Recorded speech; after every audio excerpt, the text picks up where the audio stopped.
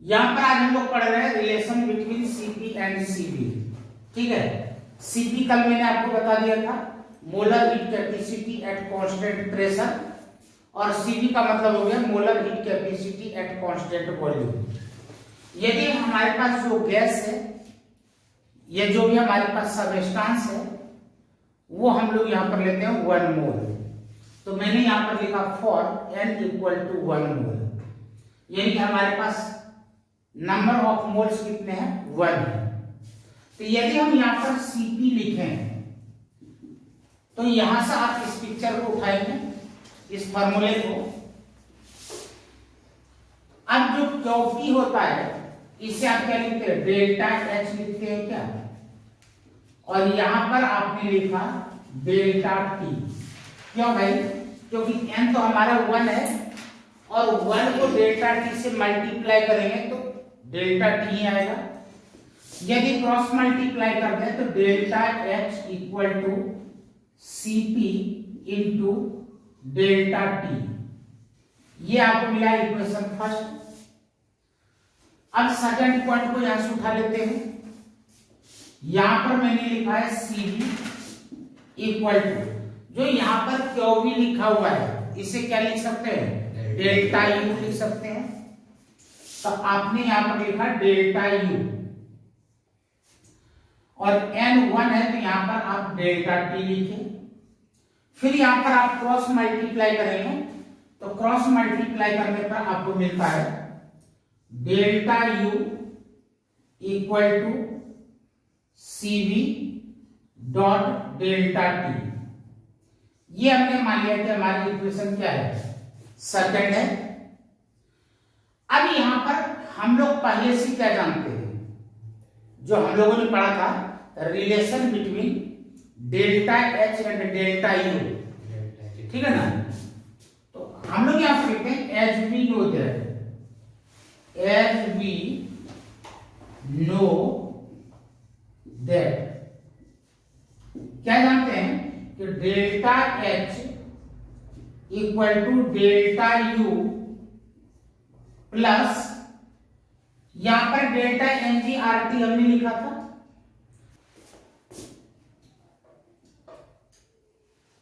Delta PV मैंने यहां पर लिखा डेल्टा PV।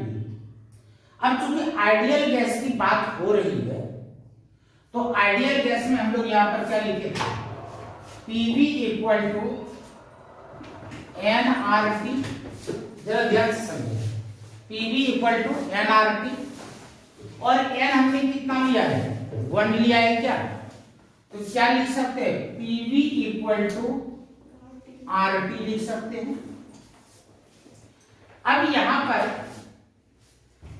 वर्क के केस में प्रेशर क्या रहता है, कांस्टेंट रहता है, तो P हमारा कांस्टेंट हो गया, और R यहां पर हमारा क्या है, गैस कांस्टेंट है, तो R भी हमारा कांस्टेंट रहेगा।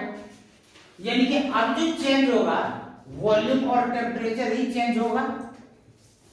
यदि वर्क की बात करते हैं तो P डेल्टा V लिखते हैं क्या, तो यहां पर क्या हो जाएगा, R डेल्टा T होगा। समझ में आ गया। तो इस बात को आप यहां पर डायरेक्ट R डेल्टा T लिख सकते हैं, कोई डाउट। अब मैंने यहां पर इसका नाम दे दिया इक्वेशन थर्ड। अब आप यहां पर ये बात को लिख सकते हैं कि now putting the value of delta H and delta U in equation third.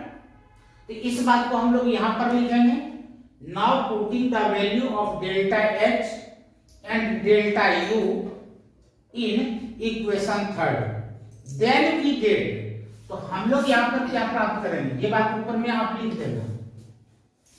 देखो डेल्टा H की जगह पर मैंने लिखा Cp into delta T equal to, delta U की जगह पर आप लिख सकते हैं Cv into delta T plus में क्या है, R डेल्टा T। आपने यहां पर लिखा आर डेल्टा टी। जरा एक चीज चेक कीजिए, डेल्टा टी यहां भी है, डेल्टा टी यहां भी है और डेल्टा टी यहां भी है। तो क्या डेल्टा टी को कॉमन लेकर के कैंसिल कर सकते हैं क्या? नहीं समझ में आया? ये Cp इंटू डेल्टा टी। अब यहां पर डेल्टा टी है और यहां पर डेल्टा टी है, तो डेल्टा टी कॉमन ले लो। यहां पर क्या हुआ, Cb प्लस आर हो गया क्या? अब बराबर की इस साइड में भी डेल्टा टी है और बराबर के उस साइड में भी डेल्टा टी है। यदि आप डायरेक्ट इसको काट सकते हैं तो काट दें। यदि आप मेडिकल के स्टूडेंट हैं और मैथमेटिक्स बहुत ज्यादा कमजोर है तो एक काम कर लो, या तो इस डेल्टा टी को उठा करके उधर ले जाओ, या तो इस डेल्टा टी का साइड चेंज करके इधर ले आओ। कहीं भी आप ले जाएंगे तो एक डेल्टा टी ऊपर रहेगा और एक डेल्टा टी नीचे रहेगा। चलिए यहां पर आपने लिखा Cp इंटू डेल्टा टी और इस वाले डेल्टा टी को उठा करके आप इधर ला रहे हैं, तो यहां पर आकर के क्या आ जाएगा, डेल्टा टी नीचे आएगा क्या? तो यहां पर आपके पास क्या बचा, Cv प्लस आर बचा। अब डेल्टा टी और डेल्टा टी कट गया। ये मैंने केवल आपको समझाने के लिए बताया, पेपर में इतनी राम कहानी करने की कोई जरूरत नहीं है। आप डायरेक्ट यहां से डेल्टा टी को कैंसिल आउट कर सकते हैं। तो आपको यहां पर क्या मिला, Cp equal to Cv plus R. अब दोनों यहां पर क्या है, मोलर हीट कैपेसिटी है। अब मैथमेटिक्स के रूल के हिसाब से क्या होता है, जो सिमिलर नेचर वाले होते हैं उसका साइड एक साइड कर देते हैं। तो आप यहां पर लिखेंगे Cp minus Cv equal to क्या बचा, आर बचा क्या? तो ये आपको यहां पर मिला रिलेशन। अब यहीं पर एक लाइन और सीख लो कि भाई ये तो हमने n मोल की n ये नंबर ऑफ मोल्स कितना लिया था, 1 लिया था। यदि यहां पर नंबर ऑफ मोल्स 2 3 4 5 6 कुछ भी ले सकते हैं, तब उस केस में क्या हो जाएगा, आप लिखेंगे Cp minus Cv equal to N R हो जाएगा। अब n जितना है उतना यहां पर लगा दोगे, कोई फर्क नहीं पड़ता है। समझ में आ गया? तो कॉपी कर लीजिए, यहां तक तो किसी को कोई डाउट नहीं। अब बात हम लोग यहां पर करेंगे टाइप्स ऑफ एंथैल्पीज ना। बहुत सारे एंथैल्पीज होते हैं। एंथैल्पी का मीनिंग क्या होता है इससे भी पहले वो भी आपने समझ लिया है। यहां पर जो मैंने कुछ लिख रखे हैं उससे पहले कुछ मैं यहां पर समझाना चाहता हूं। एक होता है यहां पर एंथैल्पी ऑफ रिएक्शन और एक होता है स्टैंडर्ड एंथैल्पी ऑफ रिएक्शन। जैसे कि मैंने यहां पर एंथैल्पी ऑफ फ्यूजन लिखा है, enthalpy of vaporisation, enthalpy of sublimation वगैरह वगैरह। उसी तरीके से यहां पर क्या होगा, standard enthalpy of fusion, standard enthalpy of vaporisation, standard enthalpy of sublimation. तो भाई यहां पर जो स्टैंडर्ड वर्ड यूज कर रहे हैं किस काम के लिए कर रहे हैं ये तो समझना पड़ेगा। यदि यहां पर एंथैल्पी ऑफ सिंपली फ्यूजन है तो फ्यूजन का मतलब क्या होता है, कोई सॉलिड चीज है वो पिघल गया, वो मेल्ट हो गया। तो मैंने यहां पर लिखा है कि it is the enthalpy change. भाई हमारे पास कोई सॉलिड था, उसका कुछ ना कुछ तो एंथैल्पी होगा। उसको आपने गर्म करके पिघला दिया, मेल्ट हो गया, और मेल्ट होने के बाद क्या बन गया, लिक्विड बन गया। तो लिक्विड का भी यहां पर कुछ ना कुछ एंथैल्पी होगा। तो फाइनल में से इनिशियल को माइनस कर दो, जो लिक्विड बना उसके एंथैल्पी में से सॉलिड के एंथैल्पी को माइनस कर दो तो एंथैल्पी चेंज आ गया, ठीक है। तो इसी को हम लोग क्या कहेंगे, एंथैल्पी ऑफ फ्यूजन। तो देखिए it is the enthalpy change in converting one mole, एक कंडीशन है यहां पर, वो कंडीशन क्या है, 1 मोल का है। यदि आप सॉलिड को लिक्विड में बदल रहे हैं तो कितना लेना होगा, 1 मोल सॉलिड को मेल्ट करना है। यानी कि 1 मोल सॉलिड को मेल्ट करने पर इसके एंथैल्पी में जितना भी चेंजिंग होता है उसे हम लोग क्या कहते हैं, एंथैल्पी ऑफ फ्यूजन। समझ में आया। 1 मोल किसी भी सॉलिड को, 1 मोल किसी भी सॉलिड को लिक्विड में बदलने पर उसके एंथैल्पी में जितना चेंजिंग आता है उस चेंजिंग को हम लोग क्या करते हैं, एंथैल्पी ऑफ फ्यूजन। याद हो गया। अब यदि यहां पर वेपराइजेशन आ गया तो वेपराइजेशन का मतलब क्या होता है कि भाई हमारे पास कोई लिक्विड है और वह वेपर में चेंज हो रहा है। अब 1 मोल लिक्विड होना चाहिए और 1 मोल लिक्विड को आपने वेपर में चेंज किया, 1 मोल लिक्विड को आपने वेपर में चेंज किया। अब इसमें जितने एंथैल्पी में चेंज होगा उसे हम लोग क्या कहेंगे, एंथैल्पी ऑफ वेपराइजेशन। अब उसी तरीके से सब्लिमेशन। तो सब्लिमेशन का मीनिंग क्या होता है कि भाई हमारे पास कोई सॉलिड सब्सटेंस है और वह बिना लिक्विड में चेंज हुए ही गैस में बदल जाए। जैसे कपूर की गोली, जो कपूर की गोली होती है वो सॉलिड होता है और उसको यदि आप खुला छोड़ देंगे तो वह लिक्विड में चेंज नहीं होगा, धीरे धीरे वो गोली छोटी होती चली जाएगी, यानी कि वह सॉलिड सीधे गैस में बदल रहा है। तो यदि कोई सॉलिड सीधे गैस में बदल जाए without converting into liquid, that process is known as sublimation. अब आपने 1 मोल कोई सॉलिड लिया और वह डायरेक्ट गैस में बदल गया, तो इस समय जो एंथैल्पी में चेंजिंग हुआ इसे हम लोग क्या कहेंगे, एंथैल्पी ऑफ सब्लिमेशन। मीनिंग समझ में आ गया। चलो एंथैल्पी ऑफ फॉर्मेशन। फॉर्मेशन का मतलब क्या होता है, कुछ बनना। फॉर्मेशन का मतलब क्या हो गया, कुछ बनना, बन रहा है। अब जो वह बन रहा है कितना बनना चाहिए, 1 मोल बनना चाहिए। याद रखना 1 मोल पर ही हम बात करेंगे।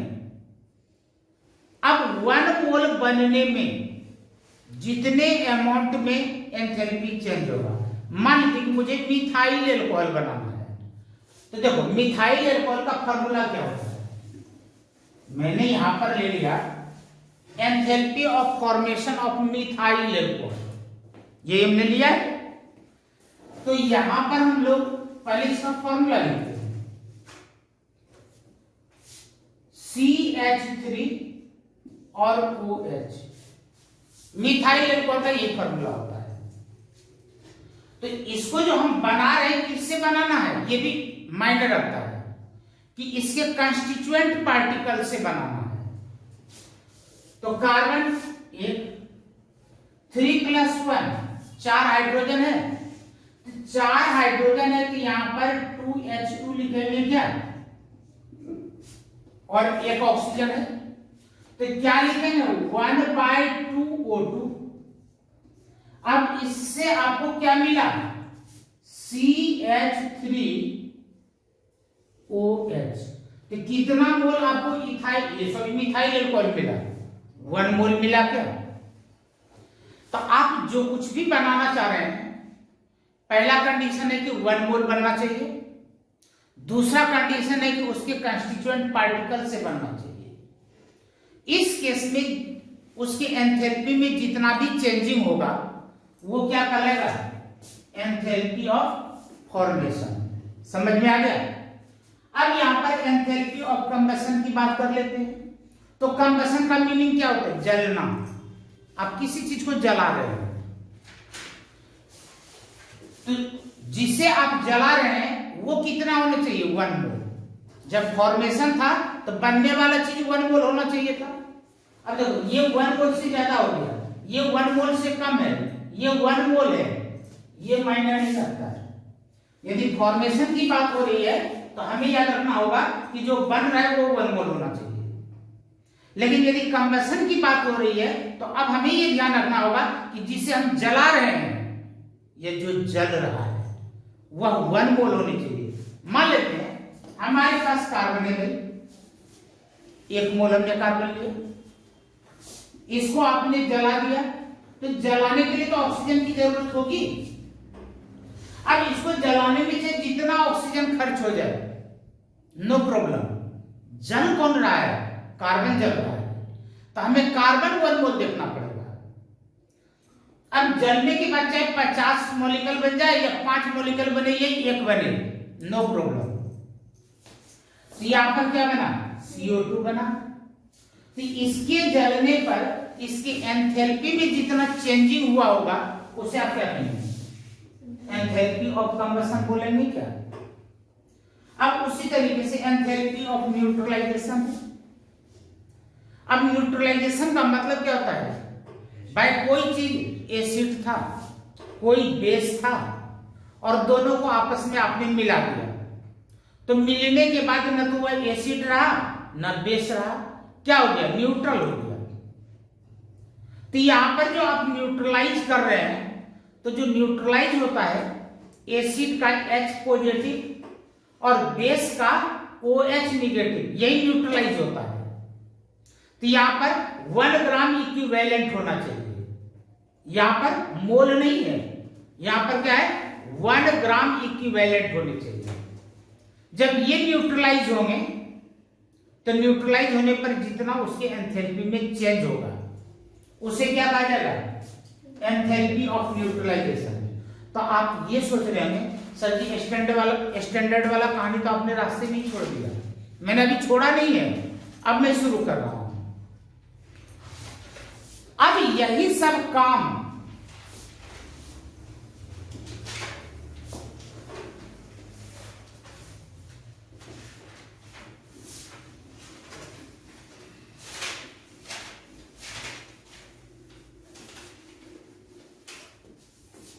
अब जितना काम अभी हुआ, जो जो काम हुआ, ये सब के सब काम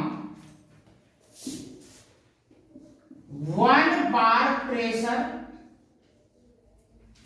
और 25 डिग्री सेल्सियस टेम्परेचर पर हो। प्रेशर कितना होना चाहिए, 1 बार। टेम्परेचर कितना होना चाहिए, 25 डिग्री सेल्सियस। इतने प्रेशर और इतने टेम्परेचर पर इनमें से कोई भी काम होगा तो उसके नाम से पहले क्या बोलेंगे, स्टैंडर्ड। अब मान लीजिए कि आप फ्यूजन कर रहे हैं, ठीक है, और इतने टेम्परेचर और प्रेशर पर हो रहा है, तो क्या कहलाएगा, स्टैंडर्ड एंथैल्पी ऑफ फ्यूजन। यहां तक समझ में आ गया। अब इन सबों को रिप्रेजेंट कैसे करेंगे ये भी तो सीखना है। तो रिप्रेजेंट कैसे करेंगे और इसका फॉर्मूला क्या बनेगा, सब 2 मिनट में क्लियर होगा।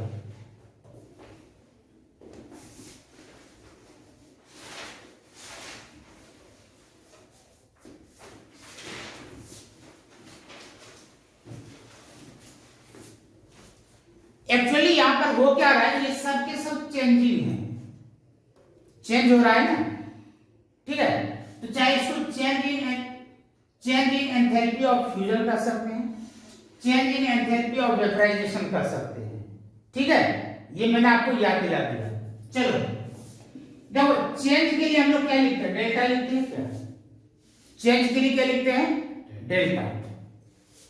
और एंथैल्पी के लिए क्या लिखते हैं, H लिखते हैं। तो इसका मतलब क्या हुआ, चेंज इन एंथैल्पी। इसका मतलब क्या हो गया, चेंज इन एंथैल्पी। अब ये किस चीज में चेंज हो रहा है, फ्यूजन के लिए हो रहा है, तो इसके बीच में क्या लगा देंगे, F। तो अब इसको क्या बोला जाएगा, change in enthalpy of fusion, change in enthalpy of fusion. अब यदि यही काम यदि स्टैंडर्ड स्टेट में हो रहा है तो क्या लिखेंगे भाई, डेल्टा F H और यहां पर नोट लगा देंगे, यहां पर क्या लगाएंगे, नॉट, यानी कि 0। तो अब इसको क्या बोला जाएगा, standard change in enthalpy of fusion. इसको क्या बोलेंगे, standard change in enthalpy of fusion. समझ में आ गया। अब यदि आपके समझ में आ गया तो यहां पर एक धोखा हो सकता है। क्या धोखा होगा भाई, एफ का मतलब फॉर्मेशन भी तो हो सकता है और एफ का मतलब फ्यूजन भी हो सकता है। तो यदि आप यहां पर एफ न लिख करके FUS लिख दें और फिर यहां पर एच लिखें और फिर यहां पर भी आप क्या लिखेंगे, FUS, या तो पूरा फ्यूजन ही लिख दो तो कोई डाउट ही नहीं रहेगा। अब तो समझ में आ गया होगा। तो यदि ये आपके समझ में आ गया तो अनीता, आपके लिए एक छोटा सा क्वेश्चन, यदि मुझे लिखना है एंथैल्पी ऑफ कंबशन, सिर्फ हमें क्या लिखना है, change in enthalpy of combustion, तो बेटा बताइए कि मैं क्या लिखूं, डेल्टा CH। ये लो, यहां पर मैंने लिखा डेल्टा, C का मतलब कंबशन और H का मतलब एंथैल्पी। अब समझ में आ गया। और यदि यह स्टैंडर्ड स्टेट में हो तो क्या करेंगे, delta CH not, delta C और H और नॉट, यहां पर क्या लगा देंगे, नॉट लगा देंगे। समझ में आ गया। तो अब इसी तरीके से यहां पर इसका जो शुरू वाला चीज है, अब मान लो कि एंथैल्पी ऑफ वेपराइजेशन है, तो यहां पर मैंने लिखा डेल्टा, यहां पर VAP लिख दिया ताकि कंफ्यूजन ना रहे। और यहां पर आपने क्या लगाया, H नॉट लगा दिया, तो क्या लग गया, स्टैंडर्ड हो गया क्या। और यदि इसको हटा दिए तो नॉर्मली क्या कहलाएगा, change in enthalpy of vaporisation. तो मुझे लगता है कि ये आप लोगों को समझ में आ गया होगा। अब इसके फॉर्मूले की बात करें और तब हम लोग यहां पर न्यूमेरिकल सॉल्व करेंगे।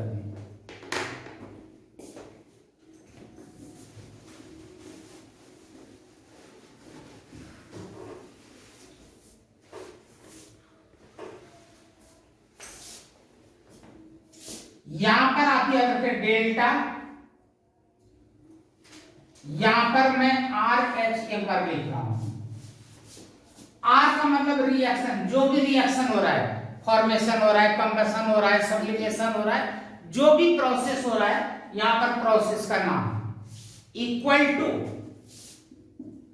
समेशन, इसका मतलब टोटल। यहां पर आपने लिखा डेल्टा HP, इस बार मैंने P इधर लिखा है, इसका मतलब प्रोडक्ट, यानी कि जितने भी प्रोडक्ट्स होंगे उसका टोटल सम, माइनस समेशन, यहां पर क्या हो जाएगा, डेल्टा HR, R का मतलब क्या हो गया, रिएक्टेंट। तो ये डिफरेंस लगा करके आप निकाल सकते हैं क्या। अभी और भी फॉर्मूले आने बाकी हैं, यहां तक आप कॉपी कर लीजिए, फिर हम लोग चलते हैं अगले टॉपिक की ओर। हेसेस लॉ, यहां पर क्या कहा जाता है कि मान लीजिए कि हमारे पास A नाम का कोई केमिकल सब्सटेंस है, ठीक है, और A से आपने यहां पर D नाम का कोई कंपाउंड बनाया, तो यह एक ही स्टेप में हुआ क्या, A से आपने D नाम का कंपाउंड बनाया और यह सिंगल स्टेप में हो गया। या तो एक दूसरा रास्ता है कि आपने A से B बनाया, B से C बना और C से D बन गया, ये दूसरा रास्ता हो गया। या हो सकता है A से आपने X बनाया और X से D बना, लेकिन फाइनली अल्टीमेटली बन तो रहा है D, और सब किससे बन रहा है, A से बन रहा है। तो यहां पर बनाने के रास्ते अलग अलग हैं, यहां पर बनाने के रास्ते क्या है, अलग अलग हैं। अब यहां पर चाहे वह हीट एनर्जी रिलीज कर रहा हो या हीट एनर्जी को एब्जॉर्ब कर रहा हो, भाई कोई भी रिएक्शन होगा या तो एक्सोथर्मिक होगा या तो एंडोथर्मिक होगा। यदि एक्सोथर्मिक होगा हीट एनर्जी रिलीज करेगा, यदि एंडोथर्मिक होगा हीट एनर्जी को एब्जॉर्ब करेगा। चाहे ये जो कुछ करता हो सेम अमाउंट में करेगा। अब मान लेते हैं कि ए से डी बना और यहां पर 200 जूल एनर्जी इसने रिलीज किया, हमने एज्यूम कर लिया। तो अब जब यह ए से इस रास्ते से डी बना रहा है तो हो सकता है कि यहां पर 50 जूल एनर्जी रिलीज करता होगा और यहां पर 150 जूल एनर्जी रिलीज करता होगा। तो दोनों को प्लस करके देखो, इसके बराबर हो गया। या हो सकता है कि यदि कोई और रास्ता है, यहां पर है 100 जूल एनर्जी चेंज करता होगा, यहां पर 75 करता होगा, तो यहां पर 25 करता होगा। अब इन तीनों को प्लस करो, देखो 200 ही हुआ क्या। तो देखो यहां पर क्या कहा जा रहा है, अकॉर्डिंग टू दिस लॉ, इस लॉ के according if a chemical reaction can be made to take place a number of ways, यानी कि कई रास्ते से, इन वन और सेवरल स्टेप, ये कई रास्ते से रिएक्शन कर सकता है और उस रास्ते में वह एक स्टेप में भी हो सकता है, ये एक से ज्यादा स्टेप में भी हो सकता है। The total enthalpy change is always the same, चाहे वो किसी भी रास्ते से रिएक्शन करता हो, एनर्जी में जो चेंजिंग होगा वह सेम क्वांटिटी में रहेगा। यदि रिलीज कर रहा है तो हर रास्ते के द्वारा सेम अमाउंट में रिलीज करेगा, एब्जॉर्ब कर रहा है तो सेम क्वांटिटी में एब्जॉर्ब करेगा। तो इसे कहा जाता है हेसेस लॉ। समझ में आ गया। अब यहां पर हेसेस लॉ के एप्लीकेशन क्या है, आखिर हम लोग ये पढ़ते ही क्यों हैं, पढ़ना क्या जरूरी है। तो यहां पर पहला पॉइंट देखें, for the determination of enthalpies of formation, for the determination of enthalpies of formation, किसके लिए भाई, ऑफ दोज कंपाउंड, यानी कि उस कंपाउंड के लिए which cannot be prepared directly, जिसे कि आप डायरेक्टली तैयार नहीं कर सकते। हमारे पास कुछ ऐसे प्रोडक्ट्स हैं जिसे हम डायरेक्ट नहीं बना सकते, इनडायरेक्ट बनाते हैं। तो उसके फॉर्मेशन का यदि हमें एंथैल्पी चेंज निकालना है तो हेसेस लॉ का यूज करेंगे। क्लियर हो गया। नेक्स्ट भाई, यहां पर कहा जाए for the determination of enthalpy of extremely slow reaction. अब मान लीजिए कि कुछ रिएक्शन है जो कि बहुत स्लो होता है, अब 6 महीने में वो रिएक्शन कंप्लीट होगा। अब लेटर डालते हैं, इसका रिएक्शन कम से कम 21 दिनों में कंप्लीट होता है, इसका रिएक्शन 21 डेज में कंप्लीट होता है। तो क्या हुआ, वेरी स्लो हुआ ना। तो बहुत ऐसे रिएक्शंस हैं जो कि बहुत स्लो स्पीड से होता है, तो उसका एंथैल्पी चेंज कैलकुलेट करने के लिए हम लोग हेसेस लॉ यूज करते हैं। भाई कैसे करेंगे, वो न्यूमेरिकल में हम लोग ले लेंगे लास्ट में।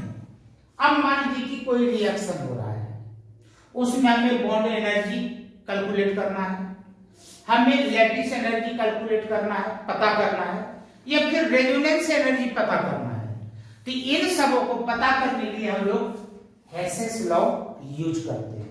यहां तक समझ में आ गया। और चलते चलते एक चीज याद रखिएगा, जो थोड़ी देर पहले मैंने आप लोगों को बताया था, एंथैल्पी ऑफ न्यूट्रलाइजेशन। वहां पर यदि स्ट्रॉन्ग एसिड हो और स्ट्रॉन्ग बेस हो, तो स्ट्रॉन्ग एसिड और स्ट्रॉन्ग बेस रहने पर जो वहां पर एंथैल्पी चेंज होता है वो होता है 51 पॉइंट किलो जूल। वो कितना होता है, 57.1 किलो जूल, 57.1 किलो जूल। ठीक है। और यदि मान लीजिए कि आपको यहां पर आ गया किलो कैलोरी में, किलो जूल में नोट कर लीजिए, if a strong acid neutralize with a strong base, neutralize with a strong base, then its change in enthalpy, then its value of change in enthalpy of neutralization is equal to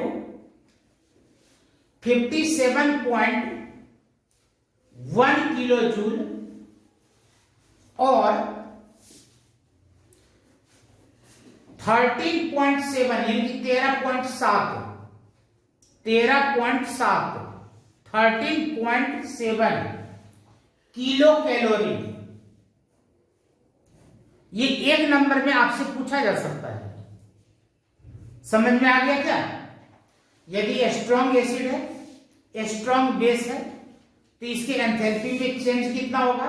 यदि kilo joule में बात करेंगे तो 57.1, यदि kilo calorie बात करेंगे तो 13.1। लेकिन यदि इन दोनों एसिड में से कोई एक वीक हो गया या फिर दोनों वीक हो गया तो यहाँ पर जो एंथैल्पी चेंज होगा इससे कम होगा, इससे ज्यादा नहीं हो सकता है। तो आज की सेवा यहाँ तक रखते हैं। Thank you.